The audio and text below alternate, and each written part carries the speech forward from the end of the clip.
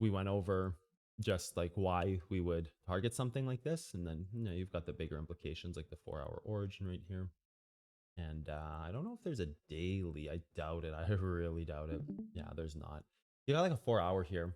And then that's kind of what we were thinking. Like right, you have the 4 hour hold level here.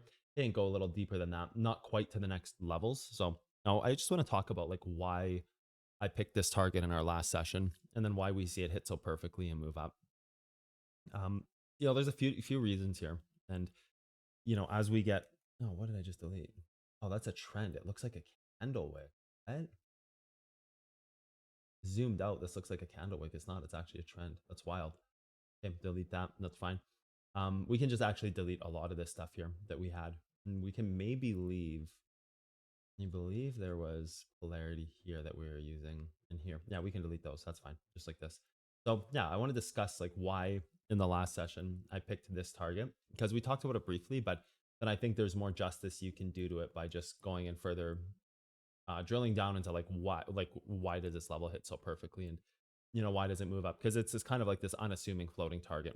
If we recall from the session, it's like, okay, well, I'm just going to make it this like dark pink color to um just reflect that this is where we would set our trade. And so like there's kind of a specific reason why we're using this. And you've got two kind of options here with this trade. You have the range that exists down here, right? So like you have two ranges. Your first range is this range, your second range is this range. So that's fine. And you have two ranges, and we're well aware of that. We're well aware that we have two ranges here. With those two ranges, you're going to have like a bunch of combo levels. You're going to have the hourly, you're going to have this 5 minute origin, which is also, going to end up being, I believe it was actually just like a 4 hour. We marked it as maybe either 5 minute hold level, or I'm not sure why it's orange, but we marked it. But anyways, the important part of that is that it's an origin level, right? Like there's going to be something there. And maybe when we had marked it, yeah, I think we actually just didn't change it, because when I go to this view and I zoom, like it really should be here. And if you look, you're going to just get the 4 hour origin, right? So what I did is I probably discussed that, but then also just used the wrong color and didn't change it. So that's fine. And then so really like when you're going down into these moves, you have kind of two ranges that you're going to be going after, right? You have this upper range here, which we'll tie to this, and then we'll just move this over to the left a little bit. Yeah, so you have this upper range here. And if you can't hold this upper range, you're going to break down into the lower range down here, right? Like it's pretty simple. Like, and then then you have this like pretty big gap that you have between these moves, right? Like if you are all the way from up here, like what we were looking at up there, and you move down here, and this is like, a nice 4 or 5% trade. You start getting down here and it's, 7, 8%, like you're 9, 10%. You're in quite a different league of trades. And really, if you're going to lose the move, you're going to have to start laddering down. So there's kind of this moment that when we look at like, okay, well, what can it test in this range? We used a bit of greed here to understand where it could possibly go, because we got this thing pretty close from floating a level. Like if we measure, I'm not sure, it's probably like 13% or something. That's not even within 8%. So that's pretty damn accurate, right? 0.08. Like that's pretty, like, don't ever forget, we also use 100x trades. So if you were just on spot, which most people are, it's within 0.08% accuracy. Like it's a bit obnoxious, right? So like it's good, but just don't ever forget like how close we actually get to these things. So when you're looking at this, you have the origin level. This is not tested. So the first thing that opens up when you have these origin levels, or the deep dive of the origin level, like they're very base level. You have the deep dive of the origin level. When you deep dive this origin level, you're only left with something like this, which can't even be a range trend, because range trends test hold levels, and they kind of have like this could have created a range trend on this test here, and then you could have been like this to this, and then that's like your range trend there. So if you want to have a range trend, this is where you have it, right? Then you can like you delete that. The hourlies there, that's fine, and this becomes like a 4 hour range trend, right? So then that's fine. So like cool, you have a 4 hour range trend.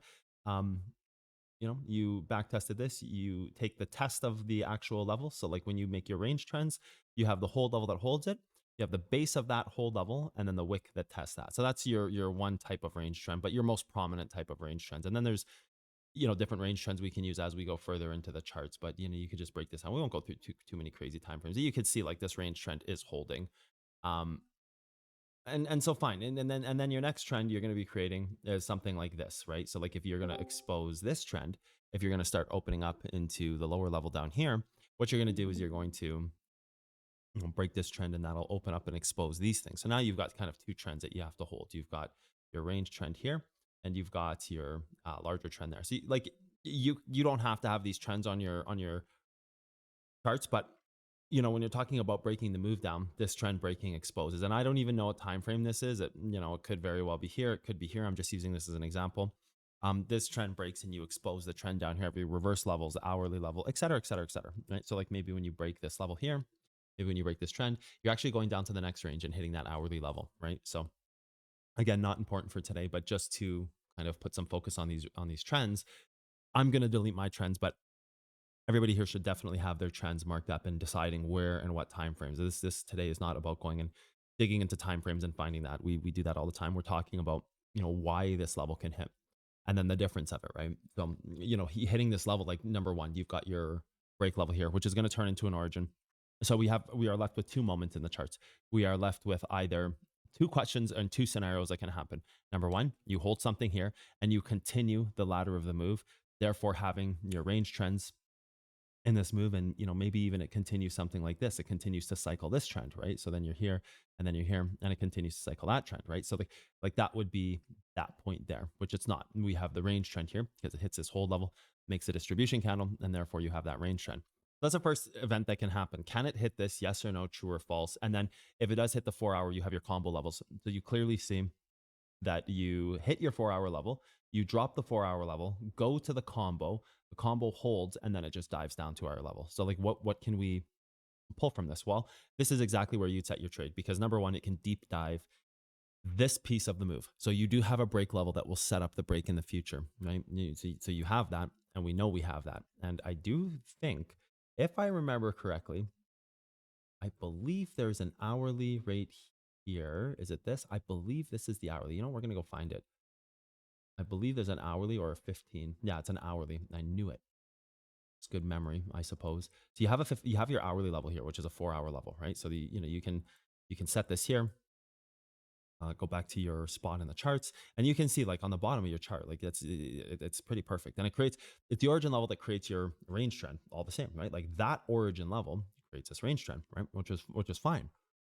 This origin level, it doesn't create a range trend because it's already established. But what you could do in the future is you could then create a range trend off of something here inside of that. Not what we're talking about today, but just a good thing to be aware of. So like you have your daily level here, you have your 4 hour level here, and this is never going to test above it, and it's always going to test below it. And it's very rare that it'll test it on the actual mark. Like even this goes down and test it. Even here, you go down, you test it, and then you're going to test it and ladder up. So that's the first thing we kind of have to look for, just like this. Like you have this move, deep dives. That's the same thing in here. Deep dive. And that's why we picked this target, because it is a deep dive and it can hold the range. So if there's anything that's going to hold this range, it's going to be this level, and it's going to deep dive. We don't want to start going down into the next range. So what I'm going to do is I'm going to show you like this.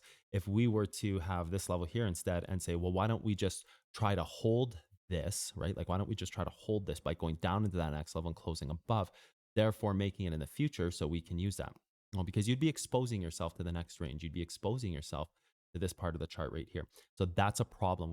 This is what we want to avoid. We want to avoid entering any kind of range in here, which really splits. And again, we've talked about drawing a line in the sand on these trades, on these charts.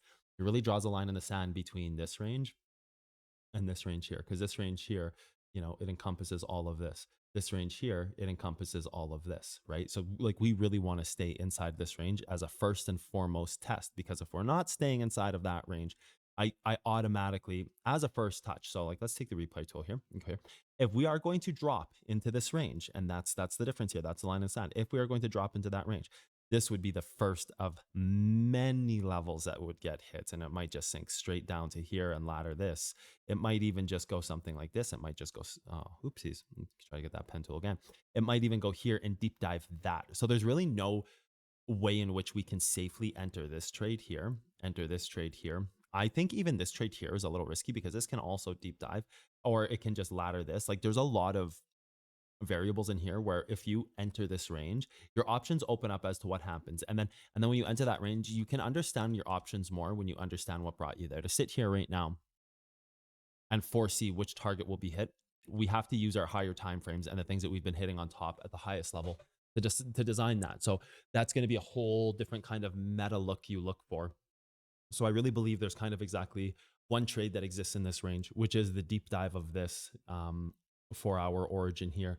I wouldn't like it's fine if it ends up holding this hourly and moving up. It just means you missed the trade. But there's a reason why we use this here, because anything kind of below this range and above this range, and I did something kind of specific. If you notice, I put this level, and this is kind of like a visual cue. I put this level halfway between these two marks, but a little higher than halfway. So actually, if you were to go like this and say this was exactly 100%, okay, fine, that's fine. So we're going to go 102%. So it's 51% on either side. So if you were to use that logic and you were to move this down, your level should actually be even a little, actually let's remeasure that because I think I repinned it. Nope, 102. So you're like 52%, right? Something like this. I like to be slightly above that. I like to be, oopsies, because I had two levels there. Let's do that again. I like to be slightly above that halfway mark because there's a certain part of RA. And so this price is 714. So let's put that level there as well. So like if we were to go exactly halfway between two ranges, so 714, we were to go exactly halfway between two ranges, I think that is a bit of an injustice to that. If you start dropping below this, I think that's where you're actually breaking into the next range just in general. And it's not a percentage difference that makes me get a static decision, rather than this is a deep dive of a target and what becomes the most logical place to deep dive that target. If between these two levels, you're 102%, so 51% being the middle marker. If this is the middle marker, there would be no risk. Let's do it like this. There would be no risk assumed in taking this trade, front running that for risk reasons, while also balancing the fact that this needs to deep dive. But how far can you deep dive this? Well, if your next range is this close, I think you have to automatically draw that line in the sand that if you drop past 51%, you're likely going to the next range. And in that next range, you're not even certain that you're going to target 62,410. So 62,410 doesn't even become a level to buy. It just represents the opening of the next range. So if you're opening into that next range, there's no safety in taking those trades. So for RA reasons, you basically have to say, I have to front run some type of level that represents me holding this move without going into the next range.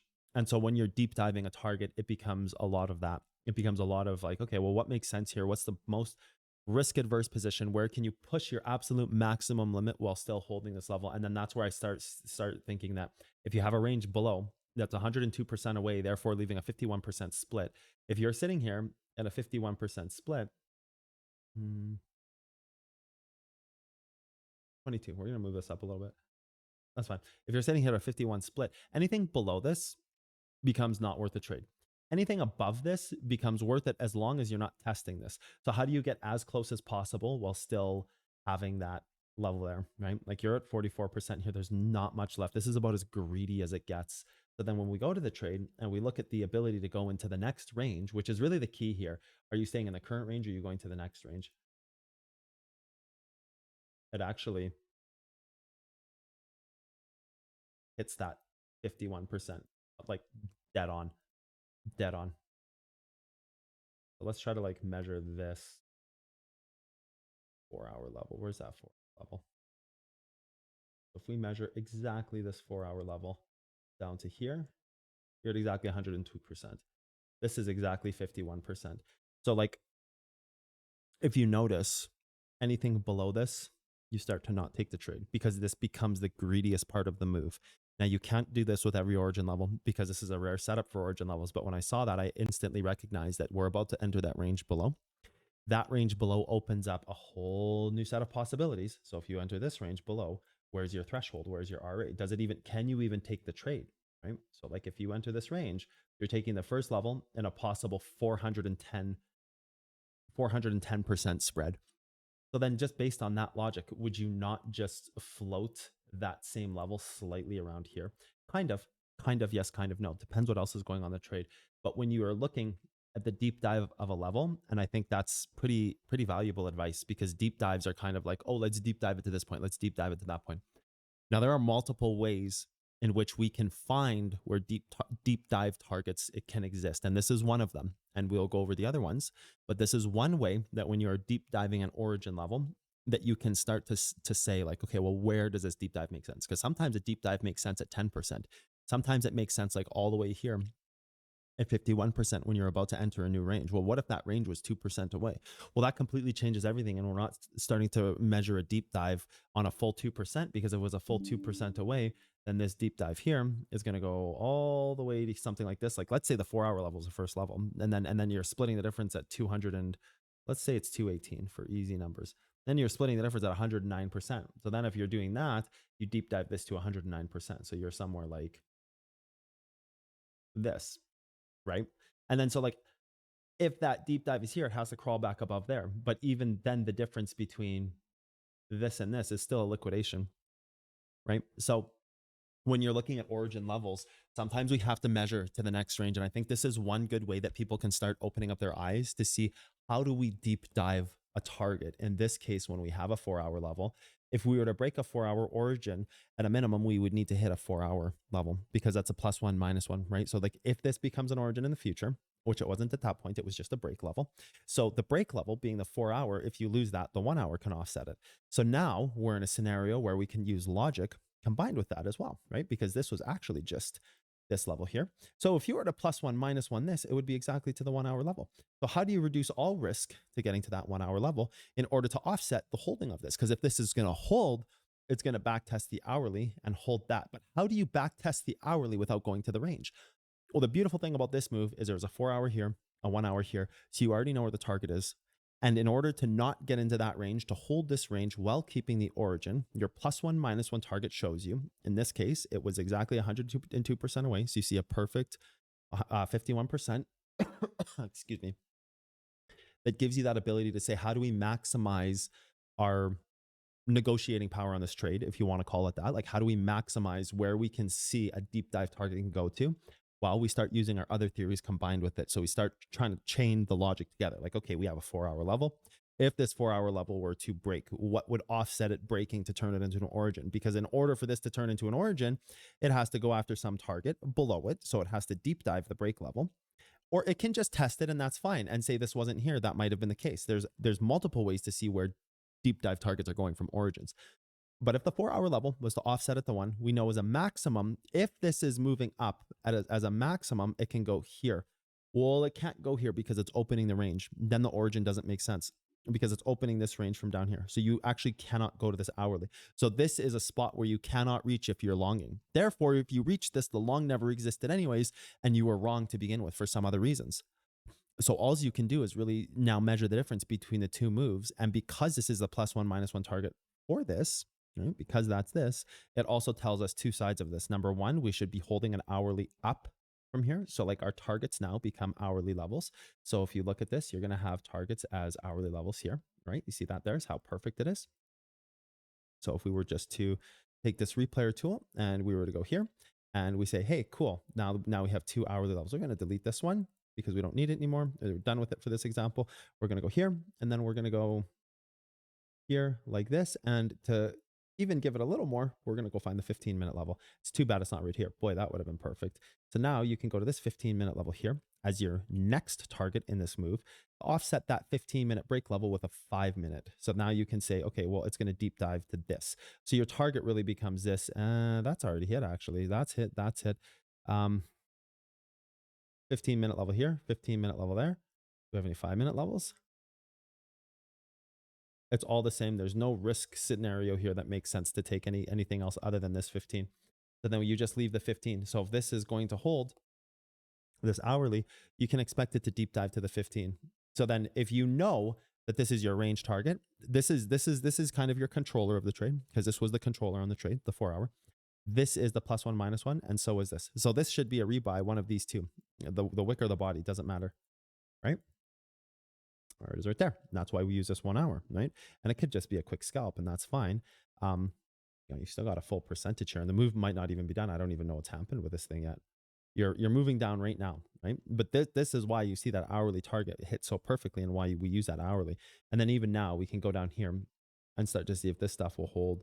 You can also go to a 15-minute backside here. So you got a 15-minute backside. That's probably the wick anyways. So there's no point in hitting and holding that. And then maybe even further down to this target here, therefore giving you your internal range trend on a lower time frame. But that's really where you're seeing, here's an origin level, here's the +1, -1. This can't be target because it opens to a range. So we instantly X that off the target. So let's remove possibilities at this point. So we instantly remove this because it can't be target because it opens up the range. So that's instantly a no. So what else can be target here? You're not left with anything. All you're left with is a measurement of RA that is saying, are you going to the next range or are you holding this move up? And then, so if you were to use percentages and measure, you actually got a picture perfect trade. I haven't marked this picture perfect, but it's pretty close. Like if we just go here and zoom in right here, how close did we actually get to this thing by measuring it? 51%. I'm sure I'm a little off because I'm just clicking and dragging on spots, but it's close within reason. What did we get within 20 cents? 20 cents on 100x. Is that even measurable? Not even measurable. What did we get to on our actual target when we hit that? Within 0.8 on a complete knife catch through a 4-hour origin. Yeah, that's pretty sick. You're going to have big rewards on that. And then our target was a 15-minute OG on the top. And the reason it's a 15-minute OG on the top is simply, if we go back, do this, take our screenshot from our session here. Let's take our screenshot and I'm going to open this.